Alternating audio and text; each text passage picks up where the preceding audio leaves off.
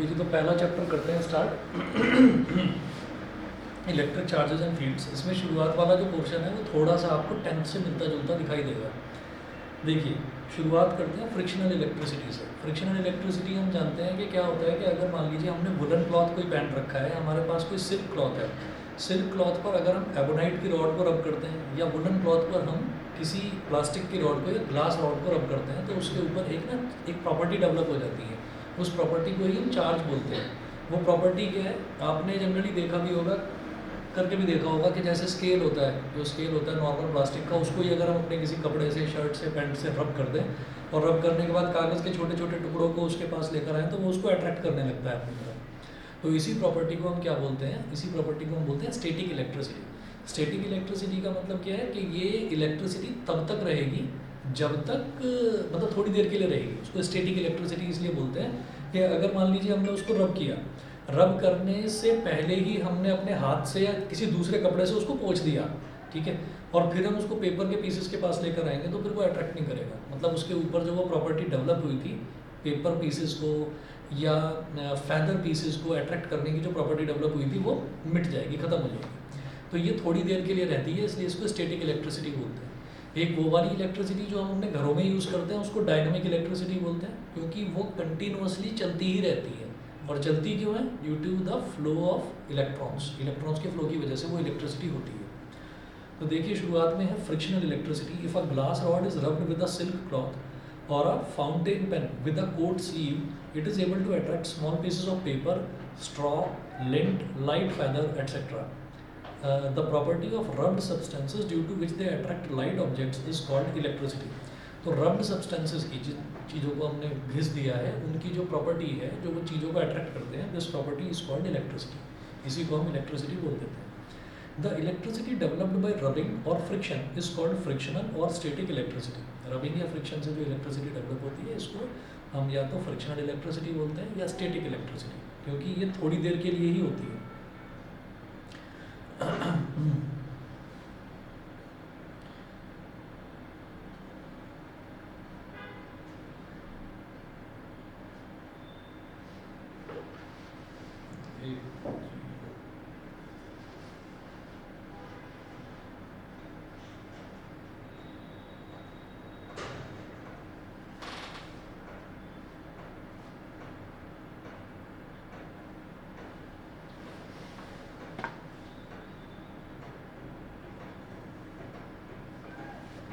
एक minute wait करना बस।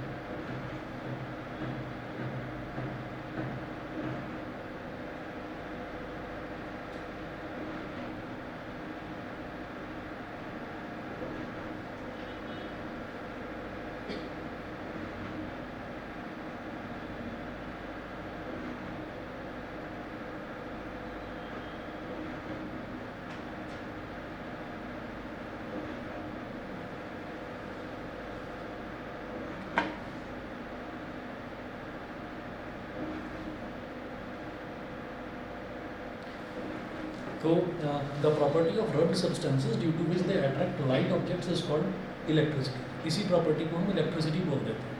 उसके बाद है the electricity developed by rubbing और फ्रिक्शन इज कॉल्ड फ्रिक्शनल और स्टैटिक इलेक्ट्रिसिटी। उस इलेक्ट्रिसिटी का नाम क्या है? या तो फ्रिक्शनल इलेक्ट्रिसिटी बोल देते हैं क्योंकि घिसने से डेवलप हुई है, या फिर स्टैटिक इलेक्ट्रिसिटी। स्टैटिक इलेक्ट्रिसिटी का मतलब क्या है कि स्टैटिक है, मतलब थोड़ी ही देर के लिए है, थोड़ी देर के लिए, और थोड़ी देर बाद वो इलेक्ट्रिसिटी ख़त्म हो जाती है। हाँ जी, ये मेरी आवाज़ आ रही है ऑनलाइन?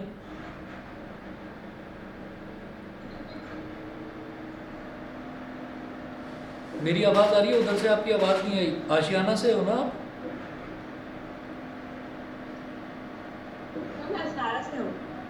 अच्छा, अजनारा से। ठीक है ठीक है। आपकी मदर से अभी बात हुई थी है ना, थोड़ी देर पहले? ठीक है ठीक है ठीक है। अभी हमने बस ये जस्ट पहला चैप्टर ना, अभी बस इसका इंट्रोडक्शन ही स्टार्ट हुआ है, इलेक्ट्रिक चार्जेस एंड फील्ड। तो इसमें फ्रिक्शनल इलेक्ट्रिसिटी के बारे में मैंने बताया है, ठीक है। और मैंने जो मेरे नोट्स हैं वो आपको अभी फॉरवर्ड भी कर दिए हैं। ठीक है, चलिए। अच्छा, अब इसमें देखिएगा कि इलेक्ट्रिक चार्ज पर आ जाइए। इलेक्ट्रिक चार्ज क्या है? इलेक्ट्रिक चार्ज क्या है कि किसी भी चीज़ की जो हम इंट्रिंसिक प्रॉपर्टी बोलते हैं। इंट्रिंसिक प्रॉपर्टी का मतलब है कि कोई प्रॉपर्टी जो उसके अंदर खुद ही डेवलप्ड होती है, उसको इंट्रिंसिक प्रॉपर्टी बोल देते हैं। Electric charge is an intrinsic property of elementary particles of matter which gives rise to electric force between various objects. Electric charge is a scalar quantity, its SI unit is coulomb. तो इसमें ऐसा होता है कि जैसे हमने ये कहा था कि हमारे पास कोई एक ग्लास रॉड है, और ग्लास रॉड को हमने सिल्क क्लॉथ पर रब कर दिया। तो सिल्क क्लॉथ पर रब करने के बाद में क्या होता है कि इसके ऊपर एक चार्ज डेवलप हो गया।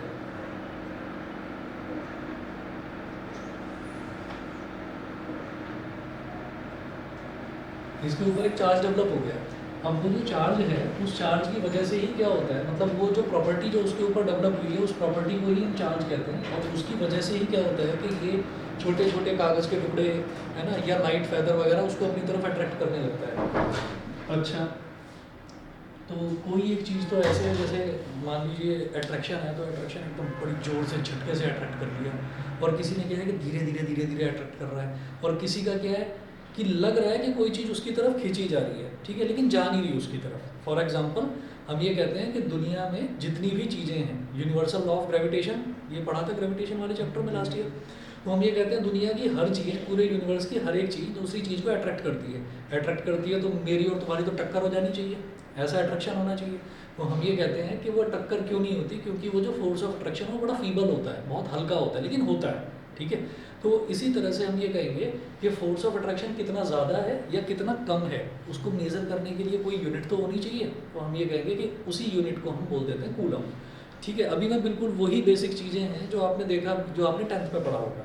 10th में चैप्टर था इलेक्ट्रिसिटी वाला, वही था। तो ये जो प्रॉपर्टी इस पर डेवलप होती है, जो अट्रैक्ट करने लगती है दूसरी चीज़ों को, उसी प्रॉपर्टी को हम बोल देते हैं चार्ज। और जो चार्ज है, चार्ज की SI यूनिट जो है दैट इज कूलम, ये होती है कूलम, ठीक है, C बोल देते हैं इसको शॉर्ट में। अच्छा, उसके बाद हम ये देखेंगे कि जो बेसिक एलिमेंट्री पार्टिकल्स हैं वो क्या है, इलेक्ट्रॉन्स, प्रोटॉन्स, न्यूट्रॉन्स। और इसमें सबसे ज़्यादा किसको स्टडी करेंगे? इलेक्ट्रॉन को स्टडी करेंगे, ठीक है। वैसे प्रोटॉन को भी करेंगे स्टडी, लेकिन वॉल्यूम 2 में बिल्कुल लास्ट में नवंबर दिसंबर में जाकर पढ़ेंगे। उसमें क्या है कि अगर मान लीजिए हमने कहा कि कोई भी हमारे पास एटम है या कोई भी सब्सटेंस है, वो छोटे छोटे एटम्स से मिलकर बना हुआ है। तो वो जो छोटे छोटे एटम्स हैं, उन एटम्स के अंदर क्या होंगे? सब एटॉमिक पार्टिकल्स। सब एटॉमिक पार्टिकल्स कहाँ पर? जैसे हम ये कहेंगे कि जो सबसे बीच में, तो उसमें रहता है न्यूक्लियस। न्यूक्लियस के अंदर प्रोटॉन्स रहेंगे, न्यूट्रॉन्स रहेंगे। भाई प्रोटॉन्स और न्यूट्रॉन्स को बाहर निकालने के लिए हमको न्यूक्लियर फिजन कराना पड़ेगा, न्यूक्लियर को तोड़ना पड़ेगा। फिजन मतलब तोड़ना, फ्यूजन मतलब जोड़ना। तो हम सबसे ज़्यादा स्टडी किसको करेंगे? हम स्टडी सबसे ज़्यादा करने वाले हैं इलेक्ट्रॉन को, क्योंकि इलेक्ट्रॉन ही हमको फ्रीली मूवेबल पार्टिकल्स दिखाई देते हैं, घूमते रहते हैं वो। तो एक इलेक्ट्रॉन पर चार्ज कितना होता है? उसको हम 1e बोल देते हैं, चार्ज ऑफ 1 इलेक्ट्रॉन, ठीक है। इसको ये होता है 1.6 × 10⁻⁻19 कूलम, ठीक है। प्रोटॉन भी अगर देखते हैं ना, तो प्रोटॉन की भी अगर बात करते हैं, प्रोटॉन पर भी चार्ज की वैल्यू इतनी ही होती है, ठीक है। अच्छा, अब इसके बाद आगे देखते हैं electrostatics. Electrostatics is the study of charges at rest. अभी मैं पेज नंबर 1 पर बिल्कुल नीचे हूँ, अब पेज नंबर 2 पर आ गया हूँ मैं। Applications of electrostatics. Applications of electrostatics, some of the applications are in electrostatic loud speakers, तो इलेक्ट्रोस्टैटिक लाउड स्पीकर में यूज़ होता है। In electrostatic spraying of paints and powder coating, in fly ash collection in chimneys, in a Xerox copying machine, in the design of a cathode ray tube used in television and radar, ठीक है। ये सिर्फ याद करने के लिए है, इनकी कोई बहुत डीप में एप्लीकेशन के नहीं मुझे देखना है जेरोक्स मशीन कैसे बनती है, तो वो नहीं है, इतना ज़्यादा नहीं है, बस आपको ये देखना है कि कहाँ कहाँ इसका यूज़ है, ठीक है। अच्छा, उसके बाद again the same thing which you have studied in class 10th, two kinds of electric charges. First है there are only two kinds of electric charges, positive and negative, हमें मालूम है पॉजिटिव और नेगेटिव होते हैं। Second, like charges repel each other and like charges attract each other, ये पता ही है, पॉजिटिव पॉजिटिव को रिपेल करेगा, नेगेटिव नेगेटिव को रिपेल करेगा, लेकिन पॉजिटिव और नेगेटिव के बीच में अट्रैक्शन होता है। कंडक्टर्स एंड इंसुलेटर्स, फिर वही बेसिक, कंडक्टर क्या है, देखिए the substances through which electric charges can flow easily are called conductors, जिनके अंदर से इलेक्ट्रिक चार्जेस आसानी से फ्लो करके निकल जाए उनको कंडक्टर बोलते हैं। सारे के सारे मेटल्स, ठीक है, सोडियम पोटेशियम को छोड़ दीजिए, वो एक्सेप्शन रहते हैं हर जगह, ठीक। तो metals, human animal bodies, graphite, acids, alkalis etcetera are conductors, ठीक है। मेटल तो है ही, ह्यूमन हम भी तो कंडक्टर है ना, करंट लगता है जब छू लेते हैं, ठीक। Animal bodies, graphite, acids, alkalis etcetera are conductors. Insulators, the substances through which electric charges can not flow easily are called insulators, तो जिनके थ्रू इलेक्ट्रिक चार्जेस आसानी से फ्लो नहीं कर सकते उनको हम इंसुलेटर बोलते हैं, जस्ट उसका उल्टा। एग्जाम्पल हो गया non metals like glass, diamond, plastic, nylon etcetera are called insulators. Page number 3 पर आ जाइए, इलेक्ट्रोस्टैटिक इंडक्शन।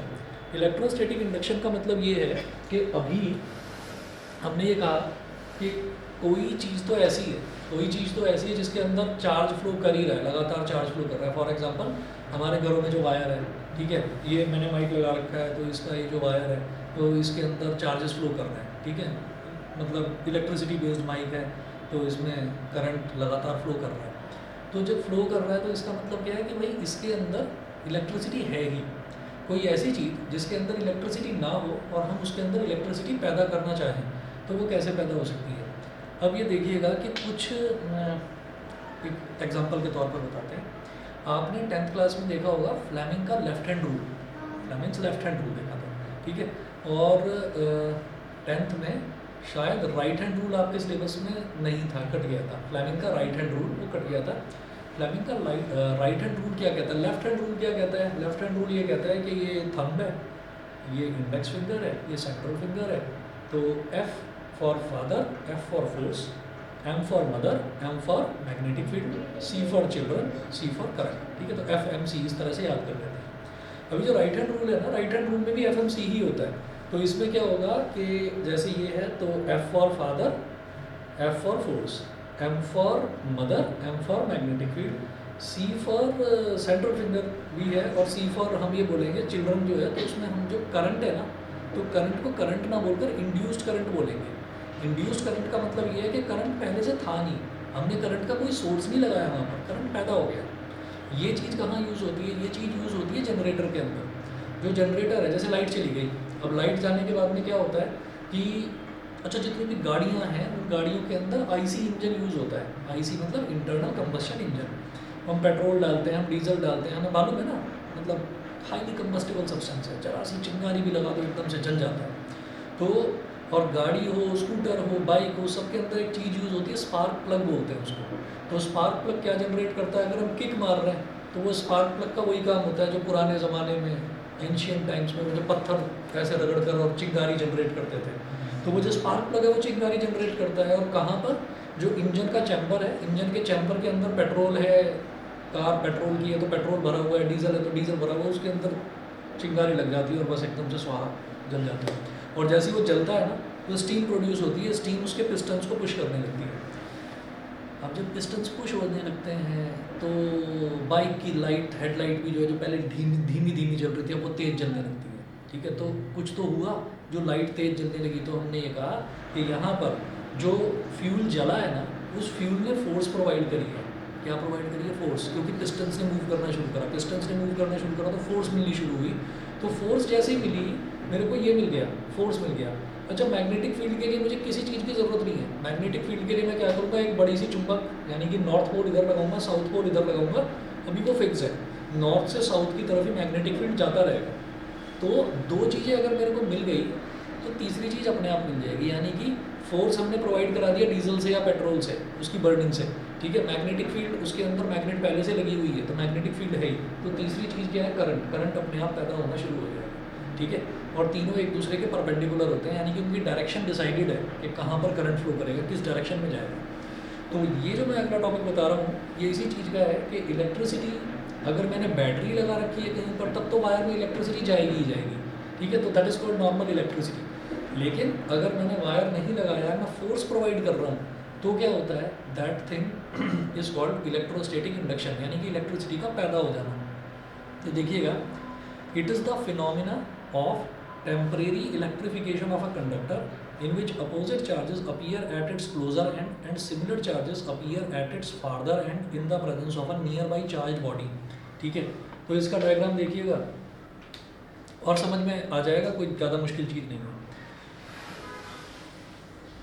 अब अच्छा, इसमें ना 12th क्लास में बहुत सारी चीज़ें हैं जो आपको मतलब अगर कुछ भी ऐसा रह गया 11th क्लास की कोई भी चीज़ आपने ढंग से नहीं करी है मान लीजिए, तो वो चीज़ आपको यहाँ परेशान नहीं करने वाली।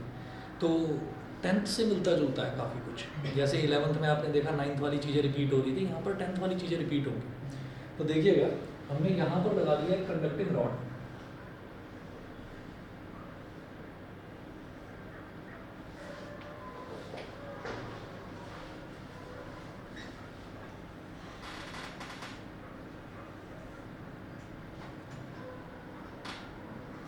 एक कंडक्टिंग रॉड लगाया है और इधर वाले पोर्शन को, रॉड का जो लेफ्ट वाला पोर्शन है इसको ए बोल दिया और जो राइट वाला है इसको बी बोल दिया। ए और बी हो गया। फिर जैसे ये था ना कि ग्लास रॉड को लिया और सिर्फ क्लॉथ पर अच्छे से रब कर दिया, तो ऐसे ही हमने एक रब्ड ग्लास रॉड लेकर आ गए तो उसके ऊपर चार्ज डेवलप हो गया, पॉजिटिव चार्ज, ठीक है। अच्छा, ये कैसे पता चला पॉजिटिव चार्ज डेवलप हो गया? तो ये भी ना रिपीटेड एक्सपेरिमेंटेशन, रिपीटेड ऑब्जर्वेशन से पता चला कि एक ग्लास रॉड ली हमने और ग्लास रॉड लेने के बाद में हमने उसको रब करा, तो रब करने पर हमने देखा उसके ऊपर पॉजिटिव चार्ज डेवलप हो गया। फिर हमने एक दूसरी ग्लास रॉड ली और फिर दोनों को पास लेकर आए तो दोनों ना रिपेल कर रहे थे एक दूसरे को, मतलब चिपक नहीं पा रहे थे, थोड़ा सा लग रहा था कि एक दूसरे को रिपेल कर रहा है। तो हम ये समझ गए कि हाँ, इसका मतलब इन पर सिमिलर चार्जेस ही हैं। लेकिन फिर ये पॉजिटिव चार्ज कैसे है? वो सिमिलर तो नेगेटिव भी हो सकता था, है ना। वो उसको ज़रा डिटेल में बताऊँगा आराम से, ज़रा देखिएगा। हमने क्या करा,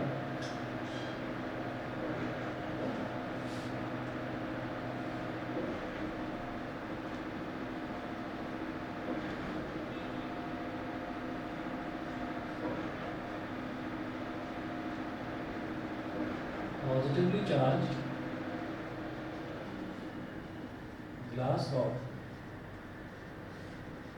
positively charged glass rod, and this one is conducting rod. अच्छा, जब मैं किसी रॉड की बात करता हूँ तो एकदम से दिमाग में आ जाता है कि रॉड जो है वो कागज़ की तो होगी नहीं, थोड़ी हैवी किसी मटेरियल की होगी, है ना, सरिया टाइप, इसका मतलब मेटल का होगा, ठीक है। और फिर मैं कंडक्टर की भी बात कर रहा हूँ, कंडक्टर की बात कर रहा हूँ तो कंडक्टर या तो आयरन का होगा, कॉपर का होगा, एल्यूमिनियम का होगा, सिल्वर और गोल्ड का तो लेंगे नहीं, बजट बिगड़ जाएगा, इतना महंगा एक्सपेरिमेंट नहीं करेंगे, ठीक है। तो इसका मतलब आयरन, कॉपर या ज़्यादा से ज़्यादा एल्यूमिनियम का हम ले लेंगे। तो अब आप ये देखिएगा कि जब ये कंडक्टर है तो इसमें फिर से मेरे को एक चीज़ सोचनी पड़ेगी।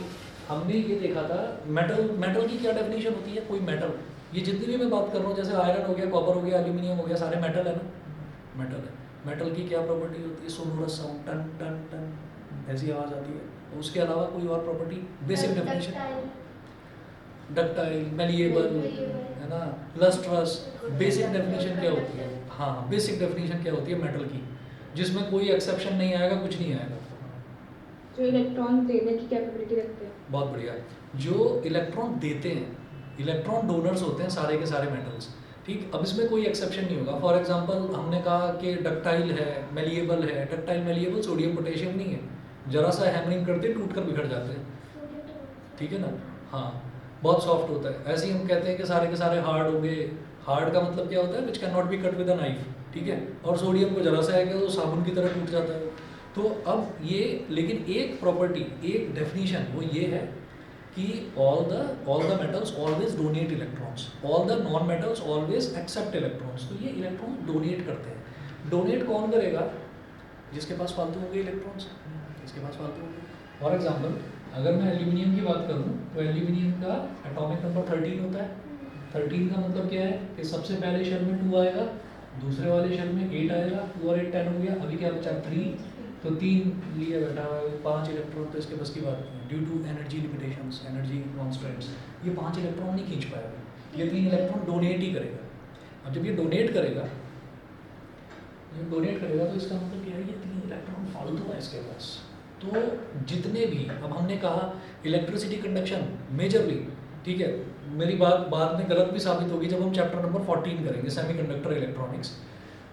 जिनके पास भी इलेक्ट्रॉन फालतू है ना, तो फ्री इलेक्ट्रॉन्स हैं। अभी फ्री इलेक्ट्रॉन्स क्या होते हैं? फ्री इलेक्ट्रॉन्स जो हैं वो घूमते रहते हैं इधर उधर, तो वही चार्ज कैरियर्स बन जाते हैं और वही चार्जेस को एक जगह से दूसरी जगह मूवमेंट में हेल्प करते हैं। और उन्हीं के फ्लो की वजह से क्या होता है, जो फ्लो होता है उसी को हम एक्चुअली इलेक्ट्रॉन्स के फ्लो को ही हम इलेक्ट्रॉनिक्स बोल देते हैं, ठीक है। मशीन्स के मूवमेंट को ही हम मैकेनिक्स बोल देते हैं। तो ये जो इलेक्ट्रॉन्स हैं इन्हीं के फ्लो को हम इलेक्ट्रॉनिक्स बोल देते हैं। तो 3 इलेक्ट्रॉन्स हैं उनके पास एक्स्ट्रा, अब तो 3 इलेक्ट्रॉन्स एक्स्ट्रा हैं तो भाई वो तो घूमेंगे इधर उधर।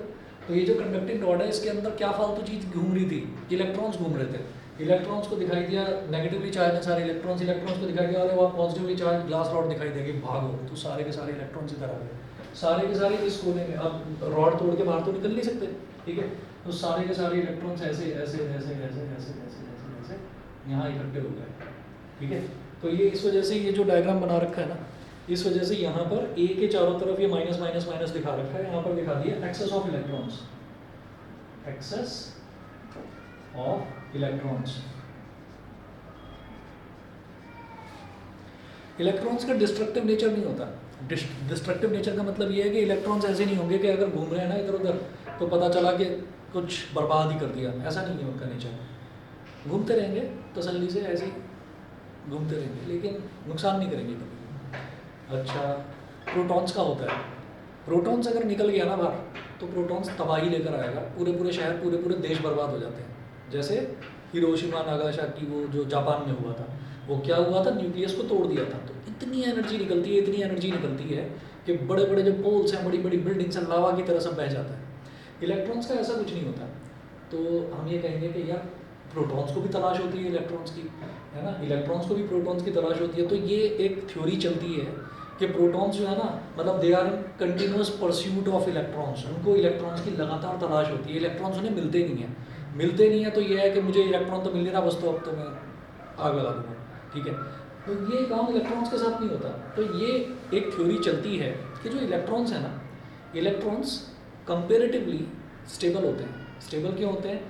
ये कहा जाता है कि इलेक्ट्रॉन जहाँ भी जा रहा है ना तो उसके साथ थोड़ा बहुत पॉजिटिव चार्ज भी रहता है। अब वो थोड़ा बहुत पॉजिटिव चार्ज दिखता तो है नहीं, हम तो कहते हैं इलेक्ट्रॉन तो नेगेटिवली चार्ज है। तो इलेक्ट्रॉन का एक तरीका होता है कि इलेक्ट्रॉन जब मूव करता है ना, प्रोटॉन चलता है सीधा सीधा और इलेक्ट्रॉन जो है, इलेक्ट्रॉन ना वो कंगारू की तरह जंप कर करके, हॉप कर करके चलता है। तो इलेक्ट्रॉन क्या करता है, इलेक्ट्रॉन यहाँ से कूद गया, ऐसे ऐसे चलेगा, फिर यहाँ पहुँचेगा, फिर यहाँ से कूदेगा, फिर यहाँ पहुँचेगा, फिर यहाँ से चलेगा। तो इलेक्ट्रॉन क्या करता है, इलेक्ट्रॉन जहाँ से भी कूदा, जहाँ से भी उसने हॉप करा, वहाँ पर ना एक खाली एम्प्टी स्पेस छोड़ देता है। और ये जो एम्प्टी स्पेस है, इस एम्प्टी स्पेस को हम बोल देते हैं होल, ठीक है। अभी मतलब अभी आप लोगों ने शायद नहीं पढ़ा होगा, या कुछ बच्चों ने जिनको होती है पढ़ने की खुद की आदत, उन्होंने शायद पढ़ लिया हो। अभी होल के बारे में नहीं पढ़ा होगा। सेमीकंडक्टर इलेक्ट्रॉनिक्स में हम होल के बारे में ही पढ़ेंगे। होल का मतलब क्या है, डेफिशिएंसी ऑफ इलेक्ट्रॉन, इलेक्ट्रॉन की कमी। इलेक्ट्रॉन की कमी को हम कह देते हैं कि भाई यही पॉजिटिव चार्ज है, यही पॉजिटिव चार्ज है, ये बोल दिया जाता है। और ये करता भी है पॉजिटिव चार्ज की तरह भी है। तो क्या होता है कि यहाँ पर plus plus plus plus plus plus plus, वो आप देखेंगे यहाँ पर लिखा है एक्सेस ऑफ इलेक्ट्रॉन्स। यहाँ पर मैं एक्सेस ऑफ प्रोटॉन्स नहीं लिख रहा हूँ, यहाँ पर मैं लिख रहा हूँ डेफिशिएंसी ऑफ इलेक्ट्रॉन्स का, ठीक है। तो ये लंबी कहानी इस वजह से बतानी ज़रूरी थी कि ये याद रखिएगा कि ये डेफिशिएंसी ऑफ इलेक्ट्रॉन्स जो है, यानी कि इलेक्ट्रॉन्स की कमी जो है वो पॉजिटिव चार्ज की तरह बिहेव करती है, उसको हम होल बोलते हैं, और वो पॉजिटिव चार्ज इस पॉजिटिव से दूर भागेगा, रिपल्शन होता है दोनों के बीच में, तो यहाँ पर सारा का सारा पॉजिटिव चार्ज इकट्ठा हो जाता है, ठीक है। Electrons most powerful electronic microscope से दिखाई देता है, लेकिन डेफिशिएंसी ऑफ इलेक्ट्रॉन्स, होल्स उनको इसीलिए कहा जाता है क्योंकि एम्प्टी स्पेस है, वो दिखता नहीं है, वो दिखता नहीं है, लेकिन काम बराबर करता है वो, ठीक है। ये भी करंट फ्लो करवाता है, लेकिन अभी बात नहीं करेंगे इसकी वॉल्यूम 2 में बात करेंगे, इसकी वजह से भी करंट फ्लो होता है, ठीक है। चलिए जी, यहाँ तक क्लियर है, यहाँ तक क्लियर है, एंजल क्लियर है यहाँ तक? Yes sir. ठीक है। अब इसके बाद जरा बेसिक प्रॉपर्टीज देखते हैं। तो basic properties of electric charge, it is observe from experiments that electric charge has following 3 basic properties. 3 basic property है इलेक्ट्रिक चार्ज की। पहली प्रॉपर्टी बड़ी आसान है, एडिटिविटी। एडिटिविटी का मतलब ये है कि 10 चार्जेस हैं, तो हमसे ये पूछा जाए कि किसी एक कोई सब्सटेंस है, कोई कंडक्टिंग रॉड है, कोई भी इलेक्ट्रॉनिक मटेरियल है, इलेक्ट्रॉनिक इक्विपमेंट है, उसमें अलग अलग इक्विपमेंट्स जुड़े हुए हैं, उन सब के अंदर इतना इतना चार्ज है, ठीक है। टोटल चार्ज कितना होगा सबको ऐड कर लो बस। ये देखिए, additivity of electric charge means that the total charge of a system is the algebraic sum of all the individual charges located at different points inside the system. If a system contains charges q1, q2, q3 till qn, then its total charges q is equal to q1 plus q2 plus q3 till qn. सारे charges को add कर देते हैं। अच्छा, second है quantization of electric charge. Quantization of electric charge का मतलब ये है, जो चार्ज होता है वो क्वांटाइज्ड होता है। क्वांटाइज्ड का मतलब जैसे हम फ्रूट्स लेने जाते हैं ना, जैसे कभी भी फ्रूट्स लेने जाते हैं, जैसे मान लीजिए दाल लेने गए, तो दाल के जो दाने होते हैं बड़े छोटे छोटे होते हैं, तो वो दाल को जब वो तोलता है, हालांकि अब तो पैकेट वाली मिलने लगी है, पर जब वो तोलते हैं ना उसको, तो उसमें क्या है कि वो उसको कम ज़्यादा आराम से कर सकते हैं। लेकिन अगर हम फ्रूट्स लेने गए, मान लीजिए हम एप्पल लेने गए, अब एप्पल मान लो 800 ग्राम रह गए, ठीक है। अब अगला एप्पल वो रख रहा है, तो उतना छोटा कोई एप्पल ही नहीं है जो सिर्फ 200 ग्राम का हो। हमने कहा नहीं, मेरे को तो 1 किलो चाहिए, तो वो काट काट के छोटा थोड़ी करेगा उसको, नहीं करते ना, ख़राब हो जाते हैं फ्रूट्स। तो इसको बोलते हैं कि क्वांटाइज नेचर। हमने 1 किलो अगर एप्पल ले लिए, तो हमें मालूम है कि उसमें कितने आएंगे, 7 पीस या 8 पीस आएंगे, ठीक है, 7 या 8। तो ये क्वांटाइज नेचर है। कभी भी ये नहीं होगा भैया मेरे को ना 7.5 केले दे दो, बस आधा केला देना काट कर, ऐसा नहीं होता। वही चीज़ चार्ज के साथ है। चार्ज जो है, चार्ज कभी भी आधे में नहीं होगा, चार्ज कंप्लीट वैल्यू होगी, ठीक। तो देखिएगा, the experimental fact that electric charges occur in discrete amounts instead of continuous amounts. Discrete amounts वही 1 2 3 4 5 6, ये होगा 1.6 1.7, ये नहीं होने वाला। is called quantization of electric charge. The quantization of electric charge means that the total charge of a body is always an integral multiple. Integral का मतलब integer value लेगा वो, ठीक है। 1 2 3 4 5 6 ऐसी 1.5 1.7 ऐसी वैल्यू नहीं होगी। Integral multiple of a basic quantum of charge E, that is Q is equal to NE, ठीक है। अगर किसी ने बोल दिया कि एक कोई बॉडी है और उस बॉडी के अंदर 50 चार्जेस पड़े हुए हैं, ठीक है, तो 50 चार्जेस का मतलब, अब उसने चार्ज की अलग अलग वैल्यू नहीं बताई कुछ भी, तो हम ये मानकर चलेंगे कि 50 इलेक्ट्रॉनिक चार्ज पड़े हुए, यानी कि इलेक्ट्रॉन का चार्ज। तो इलेक्ट्रॉन का चार्ज कितना होता है, 1.6 × 10⁻⁻⁹, उसको हम E बोल देते हैं। बार बार इतनी बड़ी वैल्यू ना लिखकर उसको E बोल देते हैं, ठीक है। तो टोटल चार्ज कितना हो गया 50, तो यानी कि 50 × E। तो इसी तरह से N × E कि जितने नंबर ऑफ चार्जेस होंगे उसमें आप इलेक्ट्रॉनिक चार्ज को मल्टीप्लाई कर दीजिए, तो टोटल चार्ज आ जाएगा उस सिस्टम का। सिस्टम क्या है, कोई भी सिस्टम, CD प्लेयर सिस्टम है, मोबाइल फ़ोन सिस्टम है, लैपटॉप सिस्टम है, ठीक है। तो ये सारे सिस्टम है, इनके अंदर बहुत सारे कंपोनेंट्स फैब्रिकेटेड है। फैब्रिकेटेड मतलब चिपकाए जाते हैं, तो उन सब के अंदर कुछ ना कुछ चार्ज कंटेंट होगा कि इतना इतना चार्ज ये कंज्यूम करेंगे, ठीक। तो वो सारा चार्ज जो है वो ऐड करा जाता है, उसमें कुछ नहीं सोचा जाता। मैं किस लिए बता रहा हूँ ये चीज़ बार बार, रेसिस्टेंसेस आपने पढ़ा था 10th क्लास में। हम ये जानते हैं फैन हो, बल्ब हो और रेफ्रिजरेटर हो, इनके सब न्यूमेरिकल्स भी आपने देखे थे, तो इनका ये बता दिया जाता पैरेलल में कनेक्टेड है, तो इनके रेसिस्टेंसेस का रेसिप्रोकल करके ऐड करा जाता था, याद करिए, ठीक है। तो सीरीज़ में कनेक्टेड है तो सबको सीधे सीधे ऐड कर देते थे। चार्जेस में कुछ नहीं सोचना भाई सीरीज़ में पैरेलल में कैसे, चार्जेस सारे के सारे ऐड ही होते हैं, ठीक है। तो ये पहली प्रॉपर्टी एडिटिविटी, सब ऐड ही होते हैं। दूसरी प्रॉपर्टी क्वांटाइज्ड नेचर है, आधा, 1.5, पौने 2, पौने 4 ऐसे चार्ज नहीं होता, पूरी इंटीग्रल वैल्यू होगी, ठीक है। ये दूसरी प्रॉपर्टी है। अब इसी पर बेस्ड एक क्वेश्चन कर लेते हैं, NCERT का क्वेश्चन है। If a body gives out 10⁹ electrons every second, अगर एक बॉडी हर सेकंड 10⁹ इलेक्ट्रॉन्स एमिट कर रही है, छोड़ रही है, how much time is required to get a total charge of 1 coulomb from it, ठीक है। तो ये ना इसमें हम वही बेसिक फंडा यूज़ करेंगे जो यूनिटरी मेथड यूज़ करा जाता था कि 5 रुपये में 10 टॉफ़ी आ गई तो 1 रुपये में कितनी आएगी, वही वाला फंडा यूज़ करेंगे। तो जो चीज़ मुझे निकालनी होती है उस चीज़ को हमेशा हम राइट हैंड साइड में लिखते हैं, क्योंकि क्या है कि यहाँ पर कुछ कन्फ्यूज़न कई बार हो जाता है कि मैं इस क्वेश्चन को सॉल्व कैसे करूँ। तो देखिएगा कैसे करना है। एक ही चीज़ दो तरह से पूछी जा सकती है, जैसे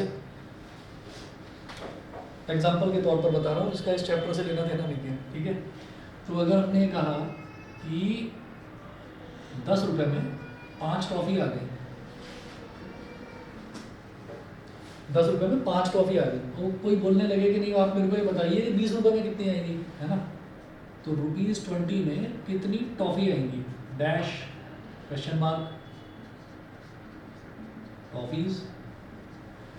तो मुझे क्या निकालना है, कितनी टॉफ़ी, कितनी टॉफ़ी। तो जो चीज़ मुझे निकालनी है टॉफ़ीज़, उसको मैं राइट हैंड साइड में लिखूंगा। इसी में कुछ अलग तरीके से पूछा जा सकता था कि 5 टॉफ़ी हैं, अच्छा ये बताओ जरा 15 टॉफ़ी कितने रुपए की आएगी। तो रुपीज़ को फिर मेरे को राइट हैंड साइड में रखना पड़ेगा। जो चीज़ निकाली जानी है उसी चीज़ को राइट हैंड साइड में रखना है, ठीक है। एक इलेक्ट्रॉन में 1.6 × 10⁻⁻19 कूलम चार्ज है। तो अगर वो चार्ज पूछ रहे हैं कि चार्ज कैलकुलेट करिए 50 इलेक्ट्रॉन्स में, तो आप चार्ज वाले को राइट हैंड साइड में रखेंगे। अगर वो पूछें कि 1000 × 10⁻⁻19 कूलम ये कितने इलेक्ट्रॉन का चार्ज है, तो आप इलेक्ट्रॉन को राइट हैंड साइड में रखेंगे। जो चीज़ कैलकुलेट करनी है उसको राइट हैंड साइड में रखना है। बस फिलहाल इतना दिमाग में रखिए और मैं आगे चलता हूँ। वो बोल रहे हैं if a body gives out 10⁹ electrons every second, how much time is required. क्या पूछ रहे हैं, टाइम। तो टाइम को राइट हैंड साइड में रखना है। How much time is required, तो if a body gives out 10⁹ electrons every second का मतलब हर एक सेकेंड मतलब 1 सेकेंड, ठीक है। तो यहाँ लिखेंगे, इस क्वेश्चन के सॉल्यूशन में लिखेंगे कि 10⁹ इलेक्ट्रॉन्स को शॉर्ट में ऐसे लिख देते हैं, ई की पावर में माइनस लिख देते हैं। 10⁹ electrons are emitted in 1 second, ठीक है। इन्होंने पूछा how much time is required to get a total charge of 1 coulomb from it. 10⁹ electrons में चार्ज कितना होगा, एक इलेक्ट्रॉन में चार्ज कितना होता है 1.6 × 10⁻⁻19। तो 10⁹ में कितना होगा 10⁹ इंटू 1.6 इंटू 10⁹। तो 10⁹ यहाँ लिखिएगा, it implies that 10⁹ into 1.6 into 10⁻⁻19 coulomb charge is emitted in 1 second. शायद समझ में आ गया होगा अभी तक, ठीक है। इलेक्ट्रॉन की जगह चार्ज लिख दिया, ठीक। अच्छा 10⁹ है, 10⁻⁻19 है, तो जब बेसिस सेम होते हैं, टर्म्स मल्टीप्लाई हो रही होती हैं, तो पावर ऐड हो जाती है। तो 9 + -19 मतलब 9 - 19 -10। तो 1.6 into 10⁻⁻10 coulomb charge is emitted in 1 second. तो इतना चार्ज जो है वो 1 सेकेंड में एमिट हो रहा है। अब ये क्या पूछ रहे हैं कि भाई अब आप ये बताइए आपको कि how much time is required to get a total charge of 1 coulomb from it. तो जैसे 10 रुपये में 5 टॉफ़ी आती हैं, तो 1 रुपये में कितनी आएंगी, तो ये 10 जो है ना डिवाइड में चला जाता है, ठीक है। जब 1 के लिए यूनिट का मतलब यूनिटरी मेथड मतलब यूनिट के लिए 1 के लिए निकाल रहे हैं, तो ये जो 10 है ये यहाँ 5/10 हो जाएगा। 5/10 का मतलब आधे रुपये में, आधा रुपये मतलब 50 पैसे, ठीक है। तो वही चीज़ है, इतना कूलम 1 सेकंड में एमिट हो रहा है, तो 1 कूलम कितना, तो ये टर्म पूरा का पूरा है डिनोमिनेटर में चला जाएगा। यहाँ लिखेंगे यही वही अपना पुराना जो मेथड होता है यूनिटरी मेथड यही है। तो 1 coulomb charge is emitted in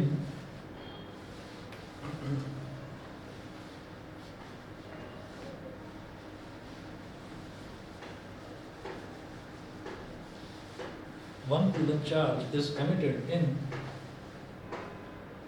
1/1.6 into 10⁻⁻10 seconds. ठीक है, अभी क्या करेंगे, ये पॉइंट गया तो ऊपर एक 10 आ गया, 10 की पावर -10 को भी ऊपर ले जाओ, 10 इंटू 10 की पावर 8 कर दीजिए इसको, है ना। तो 10 की पावर 8 का मतलब 2 जीरो हटा दिए इसमें से, तो 2 जीरो इधर आ गए, समझ गए। ठीक है, अच्छा अपॉन में 16 है। अच्छा ये जो 2 की जितनी भी पावर्स होती है ना, 2 की पावर 2, 2 की पावर 3, 2 की पावर 4, 2 की पावर 5, जितनी भी हैं, ये हर नंबर को डिवाइड करेंगे, मतलब पूरी तरीके से डिवाइड करेंगी। यहाँ पर आपका टर्मिनेटिंग डेसिमल एक्सप्रेशन आएगा, तो पूरी तरह से डिवाइड हो जाएगा। 16 1 16, 16 6 16 6 96, 100 - 96 is 4, 4 0 40, 4 0 40, तो 16 2 32, 40 - 32 is 8, 8 0 80, 16 5 8। तो ये हो गया हमारे पास 62.5 इंटू 10 की पावर 8 सेकेंड्स। अब मन में ये आता है कि इतनी बड़ी वैल्यू, अच्छा 62.5 इंटू 10 की पावर 8, ये तो बहुत बड़ी वैल्यू हो गई। तो अब क्या करें कि इसको मिनट में कन्वर्ट कर लो, आवर में कन्वर्ट कर लो। ठीक है, अब वो करते जाओ, वैसे ठीक है, यहाँ तक कर लिया, ऐसा यूनिट यही होती है। ठीक, हालांकि इसमें NCERT में ही जो इसका सॉल्यूशन दे रखा था उसके हिसाब से मैंने सॉल्व करके यहाँ लिखा हुआ है। तो इसका जो आंसर है वो हमने ना ईयर्स में निकाल रखा है। तो ईयर्स में कैसे निकलेगा, जब ये सेकंड है तो सेकंड को मिनट में कैसे कन्वर्ट करेंगे, 60 से डिवाइड करके। आर में कैसे कन्वर्ट करेंगे, एक बार और 60 से डिवाइड, यानी कि 3600 से। तो 3600 से डिवाइड कर दिया तो ये क्या हो जाएगा, ये आवर्स में कन्वर्ट हो जाएगा। ठीक है, फिर हमने ये देखा एक दिन में 24 घंटे होते हैं, तो 24 से डिवाइड कर दिया, तो फिर अब ये डेज में कन्वर्ट हो गया। फिर हमने सोचा कि नहीं 10 की पावर 8 है, बहुत बड़ी वैल्यू है, और कुछ करते हैं। ठीक है, तो हमने कहा कि अच्छा तो नॉर्मल ईयर, तो 365 से डिवाइड कर दिया। तो इतना सब कुछ करने के बाद जो फाइनली रिजल्ट आ रहा है वो ईयर्स में आ रहा है। ठीक है, अगर वो बोलेंगे ईयर्स पे निकालना है तो निकालना, नहीं तो इतनी मेहनत करने की ज़रूरत नहीं है। ठीक है ना, चलिए जी, तो ये आपका हुआ ये वाला क्वेश्चन। उसके बाद देखिएगा, ये क्लियर है एंजल, क्लियर है ये वाला? Yes sir, clear. ठीक है, अब अगला देखते हैं जी, conservation of charge. Conservation of charge वही है कि चार्ज ऑलवेज रिमेन्स कंजर्व, ना मतलब डिस्ट्रॉय हो सकता है, बस वही मास वाला जो फंडा है। The law of conservation of charge states that the total charge of an isolated system remains constant. ठीक है, हमेशा कांस्टेंट रहेगा। सेकंड है the electric charges can neither be created nor destroyed, they can only be transferred from one body to another. तो charge को एक body से दूसरी बॉडी में बस ट्रांसफ़र करा जा सकता है, डिस्ट्रॉय नहीं करा जा सकता, क्रिएट नहीं करा जा सकता। ठीक है, और उसके बाद है आपका ये एक डिफरेंस है इलेक्ट्रिक चार्ज और मास में। इन दोनों में डिफरेंस क्या होता है वो देख लो। पहला देखिए, इलेक्ट्रिक चार्ज में भी पॉजिटिव, नेगेटिव और जीरो। इलेक्ट्रिक चार्ज पॉजिटिव भी हो सकता है, नेगेटिव भी हो सकता है, जीरो भी हो सकता है। ठीक है, मास सिर्फ पॉजिटिव ही हो सकता है। हम ये कहेंगे मास जीरो तो हो ही नहीं सकता। अगर मास किसी भी चीज़ का जीरो हो गया तो इसका मतलब वो तो बॉडी एग्जिस्ट ही नहीं कर रही है। ठीक है, मास होता है क्या, quantity of matter contained in an object, उसी को मास बोलते हैं। इसका मतलब उसके अंदर कुछ है ही नहीं, जीरो मास। जीरो मास कुछ नहीं होता और नेगेटिव तो है ही नहीं। तो इसका मतलब मास सिर्फ पॉजिटिव होता है, चार्ज पॉजिटिव, नेगेटिव, जीरो सब कुछ होता है। सेकंड है electric charge is always quantized, Q is equal to N E. फिर है quantization of mass is not yet established. ठीक है, क्वांटाइजेशन ऑफ मास, हम भी अपना मास अगर चेक करेंगे तो ऐसे ही आ जाएगा 70 पॉइंट समथिंग, 60 पॉइंट समथिंग, है ना, पॉइंट्स में आता है। अच्छा, थर्ड है charge on a body does not depend on its speed. किसी भी बॉडी का जो चार्ज है वो स्पीड पर डिपेंड नहीं करता, मास डिपेंड करता है, स्पीड पर डिपेंड करता है मास। फिर सोच कर बोलो, अच्छे से बताओ, डिपेंड करता है भाई।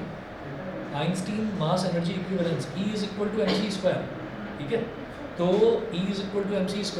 तो अब ये चीज़ जो है ये आप यहीं पर फिजिक्स में ही आप नई चीज़ें पढ़ेंगे कि दो तरीके के मास होते हैं। एक होता है रेस्ट मास, हम जो अपना मास निकालते हैं ना, वेइंग मशीन पर खड़े हो जाते हैं और अपना वजन जो हम चेक करते हैं वो हमारा रेस्ट मास होता है।